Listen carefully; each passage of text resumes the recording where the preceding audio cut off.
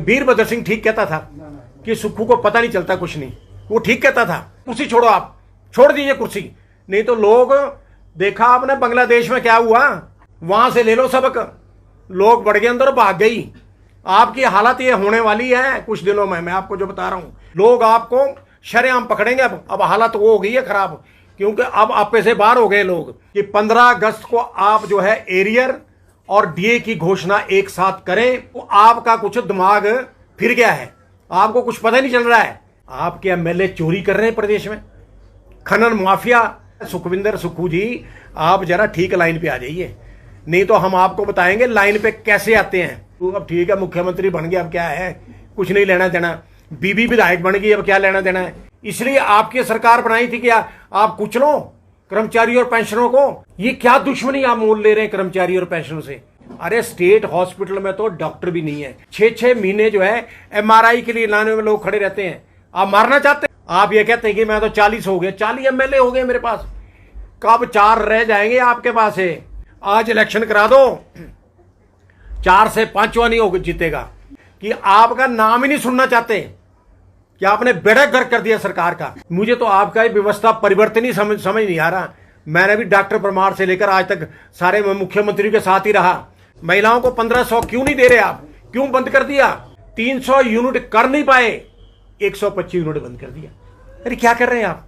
पिछला इतिहास देखो, जिस भी सरकार ने अगर कर्मचारी और पेंशनों को कुचलने का प्रयास किया, बिछा दिया सड़क पे। कर्मचारियों और पेंशनरों के मुद्दे पर बेबाकी से अपनी बात रखने वाले कर्मचारी नेता गोपाल दास वर्मा ने एक बार फिर सुक्खू सरकार की बखियां उधेड़ दी। यशवंत सिंह परमार से लेकर वीरभद्र सिंह का जिक्र किया और यहां तक कह दिया कि हिमाचल में हालात ऐसे होने वाले हैं जैसे आपने बांग्लादेश में देखे हैं। गोपाल दास वर्मा ने क्या कुछ कहा पत्रकार वार्ता में, वो आप सुनिए। इंतजार होने वाला नहीं है और ना कोई टुकड़ों में लेंगे। अगर ये सोचे कि सरकार 4% दे दे, 2% दे दे, एरियर दे दे, तो वो होने वाला नहीं है। ये सरकार सुन ले, बड़े ठंडे दिमाग से सुन ले कि 15 अगस्त को आप जो है एरियर और डीए की घोषणा एक साथ करें और किश्तों में नहीं लेंगे। ये आप भी सुन ले, किश्तों में जरूरत नहीं है, ना हम लेंगे किश्तों में। और प्रदेश के अंदर इस वक्त जो है पूरी ज्वाला भड़की हुई है। प्रदेश का जो कर्मचारी वर्ग है, पेंशनर वर्ग है, चाहे वो किसी भी विभाग से है, मतलब इतनी हालात आज है कि सरकार के विरुद्ध जो है लोग लामबंद होने वाले हैं। आप देखिए एचआरटीसी में रोज जो है क्या नाम धरने प्रदर्शन हो रहे हैं, इलेक्ट्रिसिटी बोर्ड में हो रहे हैं, मतलब यानी कि हालात बहुत खराब है। वर्तमान मुख्यमंत्री सुखविंदर सुक्खू ये बताएं कि आप चाहते क्या हैं। क्या कर्मचारी और पेंशनों को कुचलना चाहते हैं? इसलिए आपकी सरकार बनाई थी कि आप कुचलो कर्मचारी और पेंशनों को। कर्मचारी पेंशनों को देने के लिए कुछ नहीं आपके पास, बाकी आप जो लुटा रहे हैं, आप लुटा रहे हैं पैसा दूसरी जगह, पर सिर्फ कर्मचारी पेंशनों को नहीं देना है। अब आप देखिए कि हिमकेयर बंद कर दी। ये क्या दुश्मनी आप मोल ले रहे हैं कर्मचारी और पेंशनों से।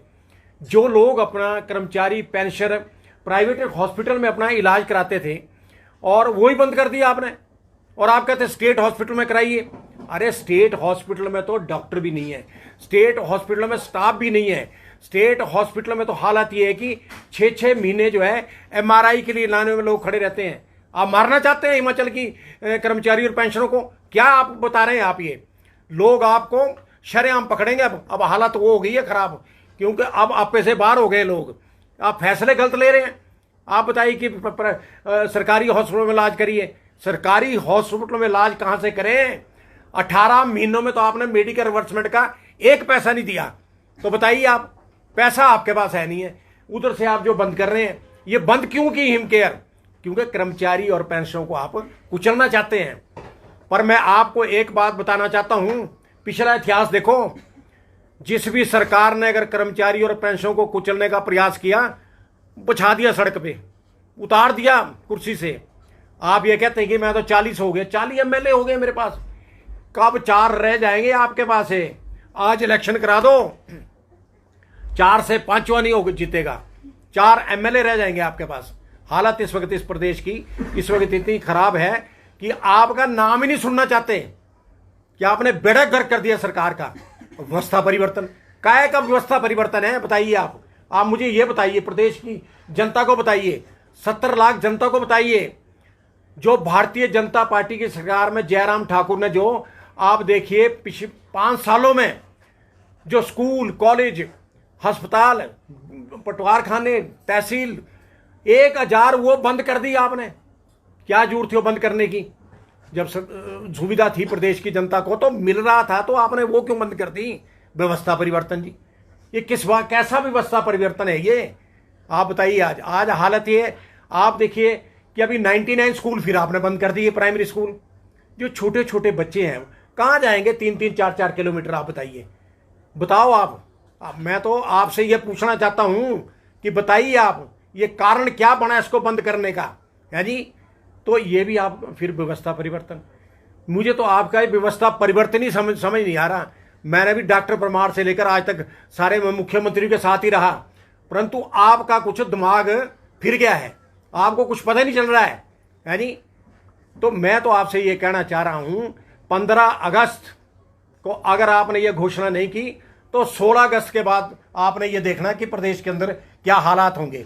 आप ये ना सोचो कि गोपाल दास वर्मा अकेले प्रेस कॉन्फ्रेंस कर रहा है। मुझे हजारों कर्मचारियों के फोन आते हैं, हजारों पेंशनरों के फोन आते हैं कि आप ठीक बोलते हैं। मैं कोई अपने लिए थोड़ी मांग रहा हूं, मैं कर्मचारी और पेंशनरों के लिए मांग रहा हूं, उनके लिए लड़ रहा हूं, मैं उनके लिए लड़ाई लड़ रहा हूं मैं, और मैं लड़ूंगा लड़ाई। और मेरे संपर्क में पूरे प्रदेश में जो है मतलब कर्मचारी और पेंशनर है। आप पैसा नहीं मिल रहा, अरे कहां डाला आपने पैसा? 28,100 करोड़ आपने ले आए पैसा, वो कहां डाला? किसको दिया आपने? मैंने बार बार कहा कि श्वेत पत्र निकाला उस पर कि कहां आपने वो पैसा खर्च किया है, कहां डाला है वो पैसा। वो आपके एमएलए चोरी कर रहे हैं प्रदेश में, खनन माफिया शरेआम जो है, मतलब कल भी नालागढ़ में देखो पकड़े गए। मतलब लूट बची है, लूट बचा रखी है, कोई पूछने वाला नहीं है जी? तो मेरा कहने का मतलब एक बात है, आप ऑनरेबल हाई कोर्ट को नहीं मानते तो किसको मानेंगे आप? ऑनरेबल हाई कोर्ट ने आदेश किए कि पेंशनरों को, जो कर्मचारियों को जिनका एरियर बनता है, जो इनका हिसाब किताब दे दो भाई। तो आप कहते हैं नहीं जी हम तो सुप्रीम कोर्ट जाएंगे, फलाना करेंगे। यार क्या हो गया आपका? आपको हो क्या गया? अगर आप ये दे नहीं सकते, कुर्सी छोड़ो, आप छोड़ दीजिए कुर्सी। नहीं तो लोग, देखा आपने बांग्लादेश में क्या हुआ, वहां से ले लो सबक, लोग बढ़ गए अंदर, भाग गई। आपकी हालत ये होने वाली है कुछ दिनों में, मैं आपको जो बता रहा हूं इसको नोट कर लो आप। और ये ठगबाजी नहीं चलेगी जो आप ठग रहे हैं प्रदेश की जनता को, ये ठगबाजी बिल्कुल नहीं चलेगी। इस ठगबाजी को बंद करो। बथेरा झूठ हो लिया। चुनाव आए 3 बाई इलेक्शन, तो 1500 रुपए, कहीं 4500 डाल दिए, कहीं कुछ कर दिया। चलो जी हमने शुरू कर दिया काम। आज क्यों नहीं दे रहे आप 1500 रुपए? महिलाओं को 1500 क्यों नहीं दे रहे आप? क्यों बंद कर दिया? क्या कारण है? क्योंकि आपका ठग का काम है। आपका एक ठग, वीरभद्र सिंह ठीक कहता था कि सुक्खू को पता नहीं चलता कुछ नहीं, वो ठीक कहता था, कई बार बातें होती थी।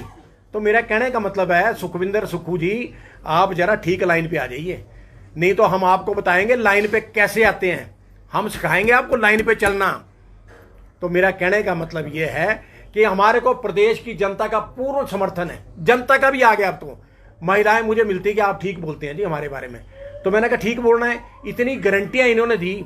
आप बताइए 300 यूनिट कर नहीं पाए, 125 यूनिट बंद कर दिया। अरे क्या कर रहे हैं आप? क्या कर रहे हैं आप? आपने तो कहा था हम 300 सरकार बनेगी 300 यूनिट बिजली जो है मुफ्त में देंगे, वो भी 125 यूनिट आपने बंद कर दी।